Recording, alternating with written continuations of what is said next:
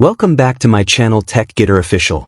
In today's video, we will fix the issue where a pop-up window or info box appears when you hover over icons in Windows. So make sure to follow all the steps carefully. Firstly, click on the search bar and then type Run, and then press Enter. We are using the Run dialog because it provides quick access to advanced system tools without navigating through multiple menus. After this, type regedit and click on OK. This will open the registry editor, which is used to control advanced and hidden Windows settings.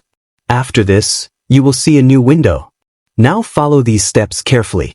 I will also provide the complete path in the description so you can copy it directly if needed.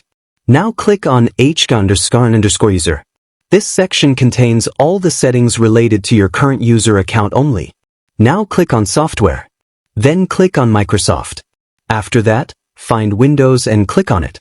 Then click on Current Version. After this, find Explorer and click on it. Then click on Advanced. This Advanced section contains multiple settings that control how File Explorer behaves, including visual features like hover effects. After this, on the right side, find the option called Show Info Tip.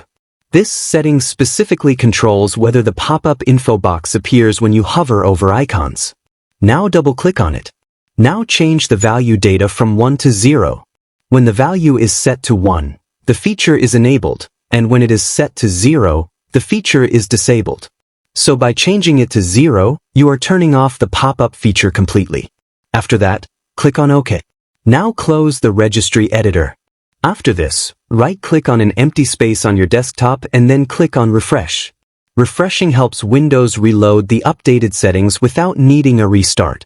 Now when you hover over any icon, you will notice that the pop-up window or info box no longer appears. This makes your desktop cleaner and improves your overall experience, especially if you work with many files. Thanks for watching. If this tutorial was helpful, make sure to like, comment, and subscribe to TechGetter Official.